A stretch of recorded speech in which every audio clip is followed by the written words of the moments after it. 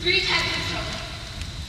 There are those who color within the lines, those who color outside the lines, and then there are those who, after taking one glance down at the line handed to them, toss to the side, put their hands on their hips, and stubbornly announce, "I'm drawing my own."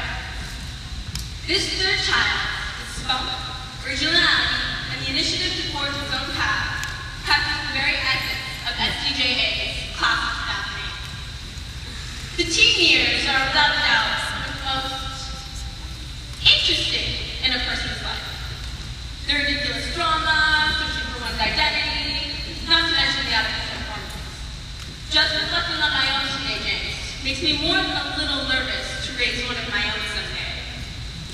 But to take up a career where it never ends, to devote myself solely to that age group of temporary insanity, I could be paid enough to take that on. Still, our teachers were there for us during this turbulent period of life, going way above and beyond what could ever be expected of them. Never failing to meet the student who asked for help, our staff was far beyond the classroom in order to help us with needs. When they noticed we were looking upside or down, they are the ones that risk rolling eyes and verbal attacks to let you know that they care and are always there to listen. You have served us not only as teachers, but as mentors, and have been there for us both in our academic and personal lives. Oftentimes, you've literally served as our shoulder to cry on. So on behalf of the senior class, I want to say thank you. You have not gone unnoticed, and our accomplishments thus far, as well as the ones ahead, all contribute to the amazing guidance you've given us. Our journey through high school is certainly a unique one, but it is the ending that holds the greatest effect on us. Many people see our seniorship as an alternative to senioritis, but in all honesty, I feel as though we do more as a class in those 5 weeks than in all of high school. Traveling through the death camps and destruction hidden behind Napoleon's beautiful exterior was an incredibly difficult experience. As we neared the end of our time at Bergenau, our counselor Ruben read an excerpt from The Last of the Just about a man named Ernie and his girlfriend Golda, who accompanied children from an orphanage to Auschwitz. As we neared the end of the story, and the two lovers ushered the children into the gas chambers, I saw the tears begin to pour from all around me. Ernie managed to spit up the needle of fire, stabbing at his throat, as Dylan's body slumped against him. He shouted against the unconscious Golda's ear, "In a little while, I swear." With dying arms, he embraced Golda's body in an already unconscious gesture of loving protection, and they were found that way a half hour later. I went over to embrace one of my friends in tears, and after a moment, I looked up to find my best friends embracing and exchanging hand squeezes in order to communicate that I love you between little eyes. Then, a mound of blonde hair slowly lifted itself from the path.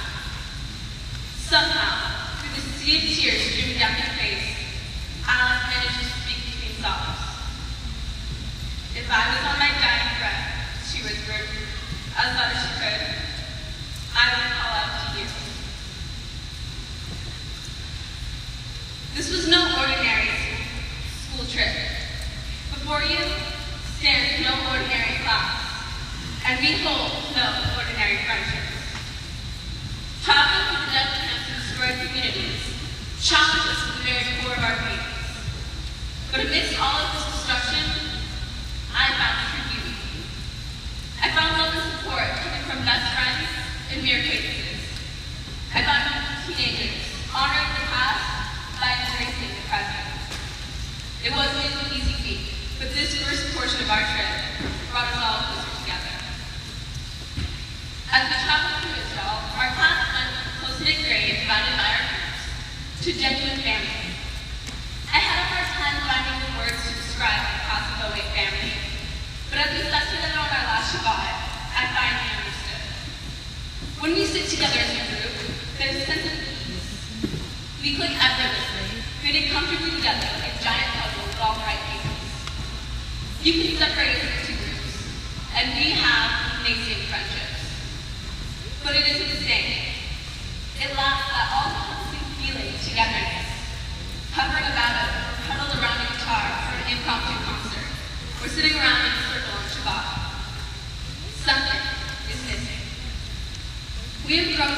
one big, functionally dysfunctional family. And it is bittersweet to have found my perfect rhythm so late in the game. But it has made me realize that leaving all of you and the beautiful relationship we have formed is going to be much harder than I thought. But before we end this era in our lives, I want to give something back to you, my fellow graduates of 2008. On my 18th birthday, Liz, one of those amazing family members you get to choose, gave me the most precious gift I've ever received. Oh, The Places You'll Go by Dr. Seuss. It talks not only about the huge successes we will find, but the huge failures as well, reminding us of the choices we will have to face and the time we will spend alone. In her family, it is the tradition to give this book to family members on major life-changing occasions. Although I don't have copies to hand out, I want to pass this book on to you metaphorically, because you, SDJA's class of 2008, are my family.